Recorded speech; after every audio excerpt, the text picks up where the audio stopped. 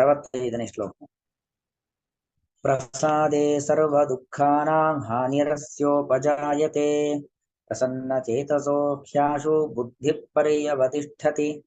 ಪ್ರಸಾದೆ ಸರ್ವ ದುಃಖಾನಾಂ ಹಾನಿಃ ಅಸ್ಯ ಉಪಜಾಯತೆ ಪ್ರಸನ್ನ ಚೇತಸಃ ಹಿ ಆಶು ಬುದ್ಧಿಃ ಪರ್ಯವತಿಷ್ಠತಿ. ಅಂದ್ರೆ ಪ್ರಸಾದೆ ಅಂತ ಹೇಳಿದ್ರೆ ಮನಸ್ಸಿನ ಪ್ರಸನ್ನ ನಮಗೆ ಉಂಟಾಗುತ್ತಿರಲು. ಯಾಕಂದ್ರೆ ಹಿಂದೆ ಹೇಳಿದ್ದು ಕೃಷ್ಣ ಪ್ರಸಾದ ಮದಿಗಚ್ಚತಿ, ಮನಸ್ಸು ನೆಮ್ಮದಿಯಾಗಿರುತ್ತೆ, ಭಗವಂತನ ಪ್ರಸಾದವಾಗತ್ತೆ ಅಂತ ಹೇಳಿದ.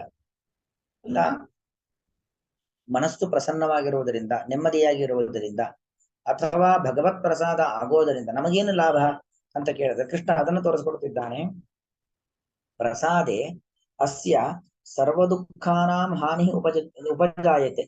ಅಸ್ಯ ಅಂದ್ರೆ ಈ ಜೀವಿಗೆ, ನಾವೇನು ಅನೇಕ ದುಃಖ ದುಮ್ಮಾನಗಳಲ್ಲಿ ಬಳಲ್ತಾ ಇದ್ದೇವೆ, ಯಾವಾಗ ಮನಸ್ಸು ಪ್ರಸನ್ನವಾಯಿತು, ದುಃಖಗಳಿಗೆ ಕುಗ್ತಾ ಇಲ್ಲ, ಸುಖ ಬಂದಾಗ ಹಿಗ್ತಾ ಇಲ್ಲ, ಲಾಭ ಆಯ್ತು ಅಂತ ಅಹಂಕಾರ ತೋರ್ತಾ ಇಲ್ಲ, ನಷ್ಟ ಆಯ್ತು ಅಂತ ಆತ್ಮಹತ್ಯೆ ಮಾಡ್ಕೊಳ್ಳಿಕ್ಕೆ ಹೋಗ್ತಾ ಇಲ್ಲ, ಇಷ್ಟು ಒಂದು ಮನಸ್ಥಿತಿಗೆ ನಾವು ಬಂದಿದ್ದೇವೆ ಅಂತ ನಮ್ಮ ಮನಸ್ಸು ನೆಮ್ಮದಿಯಾಗಿದೆ ಅಂತ. ಅಂತಹ ಒಂದು ನೆಮ್ಮದಿಯಾದ ಮನಸ್ಸು ಯಾರಿಗೆ ಇರುತ್ತೋ ಅಸ್ಯ ಸರ್ವ ದುಃಖಾನಾಂ ಹಾನಿ, ಮನಸ್ಸಿನ ನೆಮ್ಮದಿಯೇ ಸರ್ವ ದುಃಖಗಳ ಹಾನಿ. ಯಾಕಂದ್ರೆ ನೋಡಿ, ದುಃಖ ಅಂದ್ರೆ ಏನು, ನಾವು ಯಾವ ರೀತಿಯಲ್ಲಿ ಪ್ರತಿಕ್ರಿಯಿಸ್ತೇವೆ ಅನ್ನೋದ್ರಿಂದ, ಯಾವುದೇ ಒಂದು ಘಟನೆ ಆಗಲಿ ನಾವು ಅದಕ್ಕೆ ಯಾವ ತರ ಪ್ರತಿಕ್ರಿಯೆ ಕೊಡ್ತೇವೆ ಅನ್ನೋದ್ರ ಮೇಲೆ ದುಃಖದ ಲೆಕ್ಕಾಚಾರಗಳು. ನಾವು ವಿಪರೀತವಾಗಿ ಓವರ್ ಎಕ್ಸೈಟ್ಮೆಂಟ್ ಆಗೋದು ಅಥವಾ ಓವರ್ ರಿಯಾಕ್ಟ್ ಆಗೋದು, ಈ ತರದೆಲ್ಲ ಆದಾಗ ಏನಾಗುತ್ತೆ, ವಿಪರೀತ ದುಃಖ ಆಗುತ್ತೆ. ಯಾವತ್ತೂ ಒಬ್ಬ ಮನುಷ್ಯ ವಿಪರೀತ ಭಾವನಾತ್ಮಕ ವ್ಯಕ್ತಿಯಾಗಿ ಇರಲೇಬಾರದು. ತುಂಬಾ ಭಾವನಾತ್ಮಕ ವ್ಯಕ್ತಿ ಆದ ಅಂತ ಆದ್ರೆ ಅವರೇ ತುಂಬಾ ದುಃಖವನ್ನ ಪಡ್ತಕ್ಕಂಥವ್ರು. ಅತಿಯಾಗಿ ಸುಖವನ್ನು ಪಡ್ತಾರೆ, ಖುಷಿಯನ್ನು ಪಡ್ತಾರೆ, ವಿಪರೀತ ದುಃಖವನ್ನು ಪಡ್ತಾರೆ. ಪ್ರಾಣ ಹೋಗುವಷ್ಟು ಸುಖ ಅಥವಾ ಪ್ರಾಣ ಹೋಗುವಷ್ಟು ದುಃಖ, ಇದನ್ನ ಪಡುವಂತಹ ಹಂತಕ್ಕೆ ತರ್ತಾರೆ. ಯಾಕೆ ಅವರಲ್ಲಿರ್ತಕ್ಕಂಥ ವಿಪರೀತವಾದ ಒಂದು ತುಂಬಾ ಭಾವನೆಗಳ ತುಮುಲಗಳು ಅದು ಮನುಷ್ಯನಿಗಿರಬಾರದು. ಅದಿರಬಾರದು ಅಂದ್ರೆ ಅವನ ಮನಸ್ಸು ಒಂದು ಸಮಸ್ಥಿತಿಯಲ್ಲಿರಬೇಕು. ಯಾವುದನ್ನು ತುಂಬಾ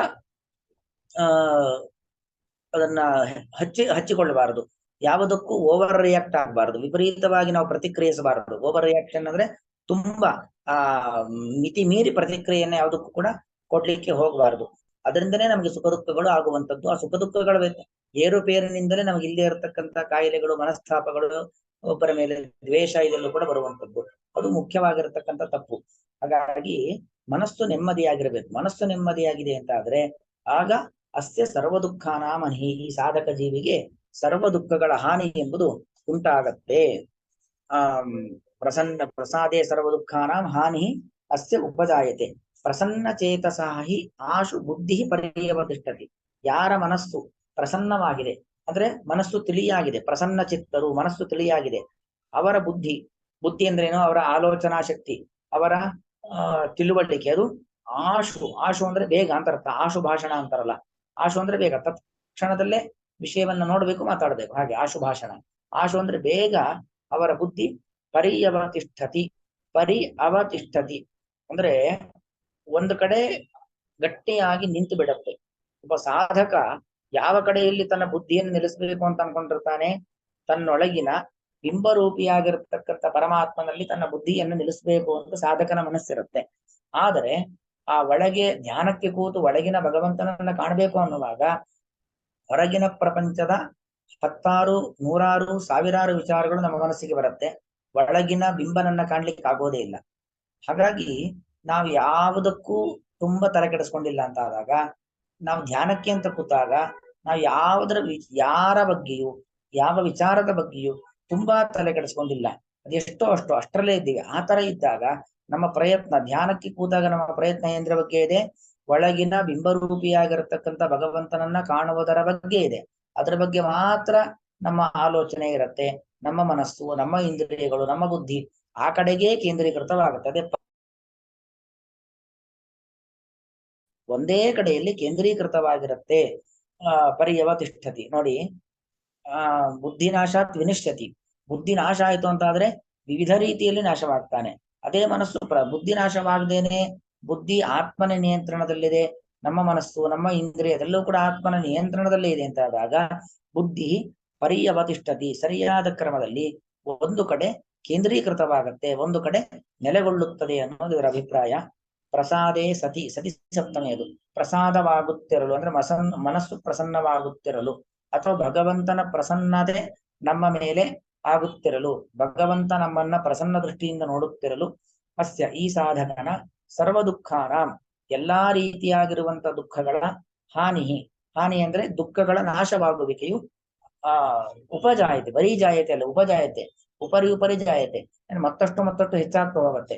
ಅಂದ್ರೇನು, ನಾವು ಎಷ್ಟೆಷ್ಟು ಮನಸ್ಸನ್ನು ನೆಮ್ಮದಿಯಾಗಿ ಇಟ್ಕೊಂಡಿರ್ತೀವೋ ಅಷ್ಟಷ್ಟು ನಾವು ನಮ್ಮ ದುಃಖಗಳನ್ನ ಕಳೆದುಕೊಂಡು ಸುಖವಾಗಿರ್ತೀವಿ. ನಮ್ಮ ಸುಖ ನಿರಂತರವಾಗಿ ಜಾಸ್ತಿ ಜಾಸ್ತಿ ಆಗ್ತಾ ಹೋಗುತ್ತೆ.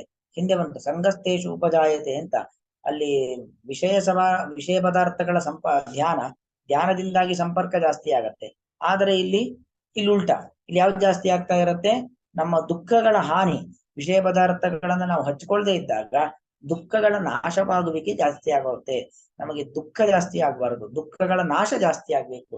ಇರುವಂತ ಎಲ್ಲಾ ದುಃಖಗಳು ಕೂಡ ಕ್ರಮೇಣ ಹಂತ ಹಂತವಾಗಿ ಕರಗ್ತಾ ಬರಬೇಕು. ಅದನ್ನ ಹೇಳುವಂಥದ್ದು ಅಸ್ಯ ಹಾನಿ ಉಪಜಾಯತೆ.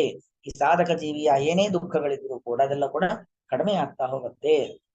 ಏಕೆಂದರೆ ಪ್ರಸನ್ನ ಚೇತಸ, ಕಾರಣ ಕೊಡ್ತಾ ಇದ್ದ ಕೃಷ್ಣ, ಯಾಕೆ ದುಃಖ ಇರೋದಿಲ್ಲ ಅಲ್ವಾ?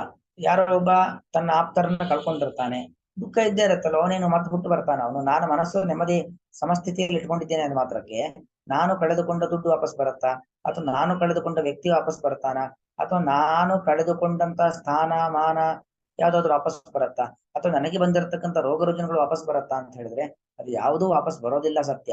ಆದರೆ ಆ ವ್ಯಕ್ತಿ ಮನಸ್ಸು ಸಮಸ್ಥಿತಿಯಲ್ಲಿ ಇದೆಯಲ್ಲ, ಅಷ್ಟೇ ಸಾಕು ದುಃಖ ಪರಿಹಾರಕ್ಕೆ. ಏಕೆಂದರೆ ಪ್ರಸನ್ನ ಚೇತಸಃ, ಮನಸ್ಸು ತಿಳಿಯಾಗಿರುವಂತಹ ಸಾಧಕನ ಬುದ್ಧಿ ಜ್ಞಾನಶಕ್ತಿಯು ಆಶು ಬೇಗನೆ ಪರ್ಯವತಿಷ್ಠತಿ. ಪರ್ಯವತಿಷ್ಠತಿ ಅಂದ್ರೆ ಮತ್ತೆ ವಿಷಯ ಪದಾರ್ಥಗಳ ಕಡೆಗೆ ಆಕರ್ಷಿತವಾಗದಂತೆ, ಅಂದ್ರೆ ಮತ್ತೆ ಮರಳಿ ಬರದಂತೆ ಸರಿಯಾಗಿ ಒಂದು ಕಡೆಯಲ್ಲಿ ನೆಲೆಗೊಳ್ಳುತ್ತದೆ, ಒಂದು ಕಡೆಯಲ್ಲಿ ಕೇಂದ್ರೀಕೃತವಾಗುತ್ತದೆ ಅಂತ ಅಭಿಪ್ರಾಯ. ಪ್ರಸಾದೇ ಸರ್ವ ದುಃಖಾನಾಂ ಹಾನಿರಸ್ಯೋಪಜಾಯತೆ, ಪ್ರಸನ್ನ ಚೇತಸೋಖ್ಯಾಶು ಬುದ್ಧಿ ಪರ್ಯವತಿಷ್ಠತಿ. ಶ್ರೀಕೃಷ್ಣ.